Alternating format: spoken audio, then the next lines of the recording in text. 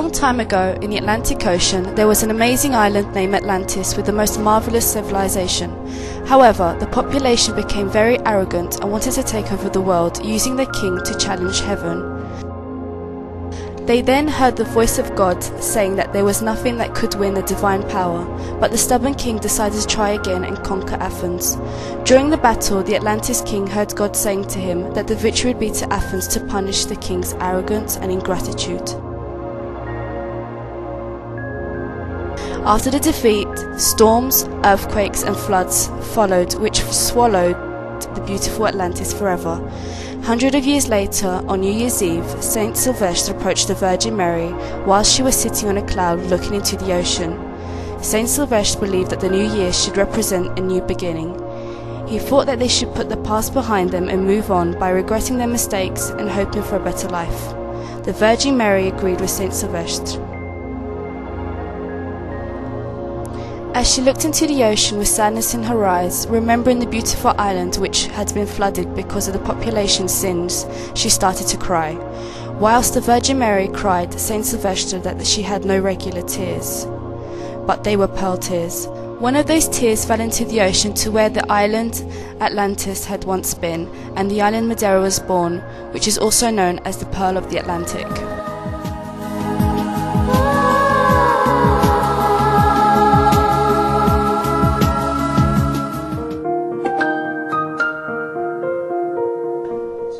It is said that the name Mexico has a romantic origin.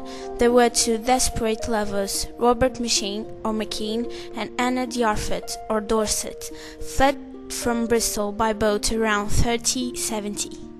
A terrible storm caused them to crash on the shores of Madeira, close to where Mexico is now. Sadly, the two lovebirds didn't last long on the island, but locals say that Mexico was named after Robert McKean.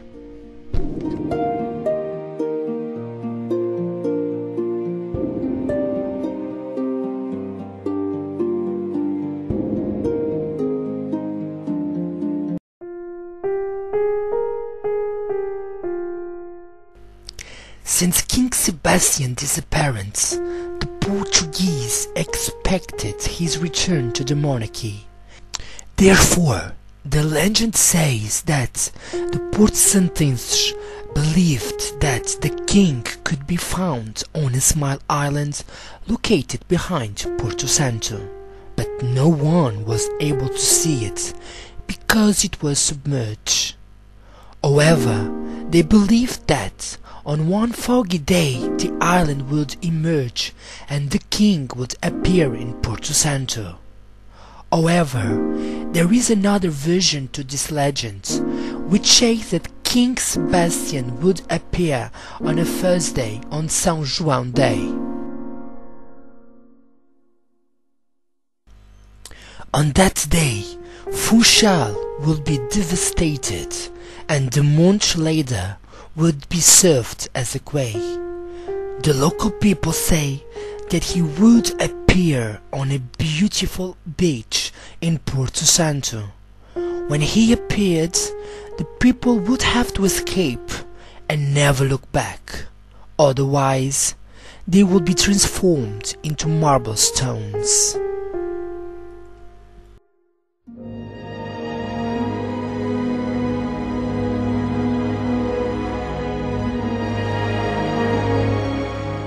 In the first half of the colonization of the Portuguese island, Madeira, there was a river called Ribeira de Caldas. The water was clean and the lands were fertile due to the large quantity of water. One day, a powerful man decided that he wanted to keep all the water to himself so he could use it on his land. The population became desperate for water because it is essential for survival. So they decided to do a pilgrimage to ask Senhora do Monte for a miracle. A miracle did occur and the water started to flow under the earth. They blessed the miracle and they started to dig and direct the water into their fields. The vineyards and the farming lands became fruitful again, and that miracle was never forgotten by the population.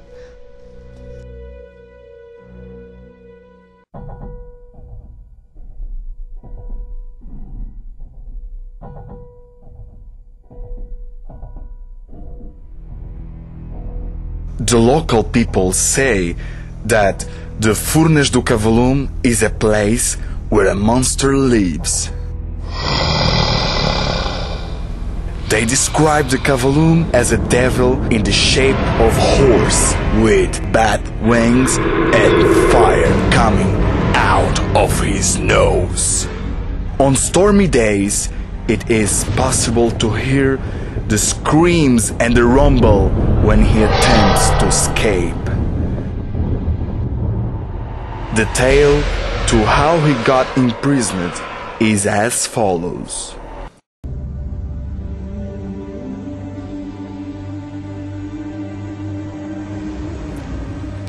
Many years ago, when Cavalume was still free, he went to a church and knocked on the door, wishing to speak to God.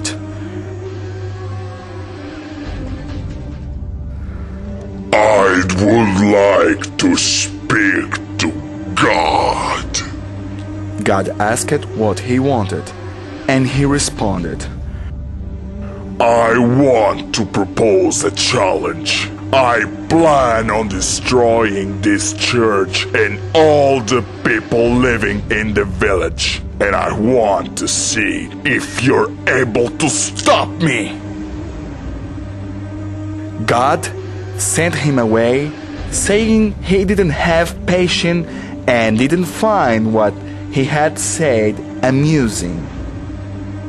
Cavalume believed he had done the right thing in warning him, so he called the wind and the clouds to form a huge storm. He stood on a cliff top, satisfied with all the misery he had brought upon the population.